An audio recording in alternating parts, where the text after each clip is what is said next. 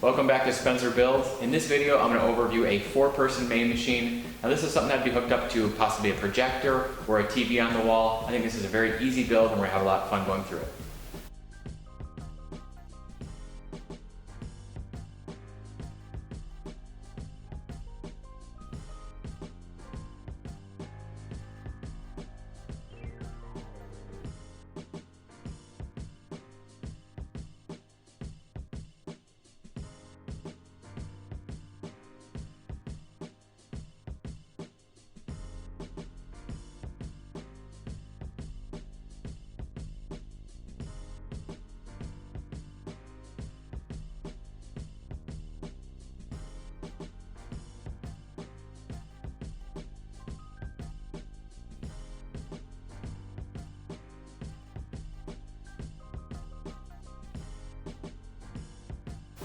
So I built this for someone who wanted to wall mount a TV and have the 4-player setup be behind it.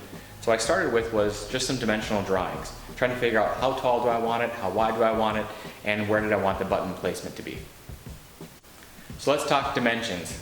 This is 60 inches wide, 41 inches tall, and 20 inches deep, compared to the very tip of the V towards the very tail end of each side. Alright, so the build is actually something that my wife found on Pinterest for a coffee table build. And I kind of took the idea because I like the structural integrity of it. It's very easy to build without having to have perfect angles. Alright, moving along to the front. I used one 4x4 spaced in the middle. This does a great job of just keeping the whole structure very rigid, keeping it from bending or flexing at all. One of the most difficult parts that I found when I started to build these MAME machines or MAME arcades was getting the button layout to be perfect. Soon thereafter, I went on Google, I downloaded an actual picture that you can tape right to the top of it. It's the best way to get the holes right where you want them to be. So to drill out each one of these holes for the buttons, I found that a 1 1/4 inch drill bit will do a great job. Alright, these button kits can be found on Amazon and eBay. They're not too expensive. They range from anywhere from about $30 for a set of 2 for some cheap Chinese crap, or for up to about $100 or more if you want some really quality buttons and joysticks. For most of my builds, I find that the cheap Chinese crap does just as well as the expensive stuff, because really I'm only building these for toys, for kids to play around, for myself, and I'm no professional gamer. So I built these each to have some storage underneath, not only for the Raspberry Pi and power cords, but to be able to store anything else game related. I added these clasps on the front for 2 reasons. One, they give it a nice modern look, and they keep the tops closed and level. So I think this V-shape does a couple of things. Makes it really ergonomical. You're not going to be standing on top of the person next to you. There's not enough room for social distancing, but there's enough room to throw some elbows when you're playing NBA Jam. So the V-shape cuts down on some of the length. If I had this as one long straight across piece, it would make this a little bit wider, kind of a little bit boring. So this does create 2 separate areas. That way if you had 2 players here, I've got this one set up as first player, this one as second, this one as third, and this one as fourth.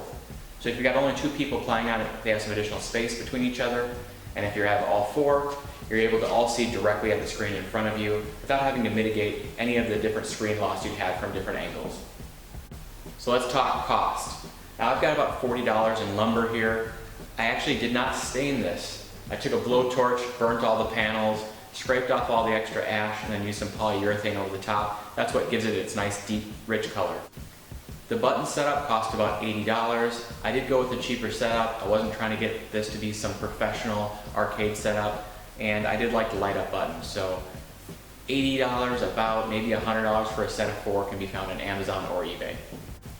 Inside I'm running a Raspberry Pi 3B Plus with a 128 gigabyte micro SD card. I've got it inside a Raspberry Pi case with a fan. I also have some heat sinks attached to that, a few HDMI cords, a power cord running to the inside. Total cost there is around $80, depending upon how much you spend on the SD card and the case.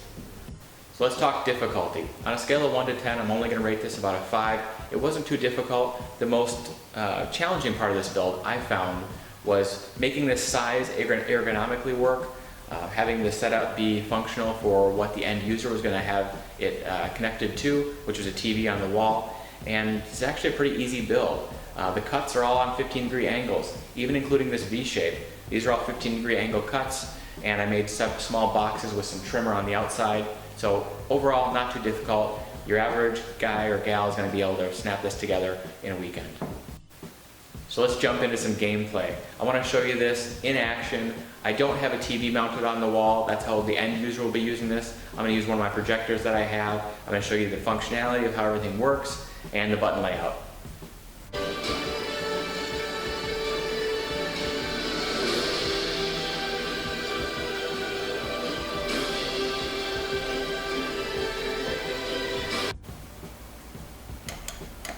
So just running through the system, this is a lot like a lot of the other builds that I do. I put in all my favorite retro games that I had. This is a ton of fun. The buttons light up really great. I'm really happy with the end result and how everything looks. And then it just comes down to playing some of my favorite games, chilling out with a brew and just playing some Barbie.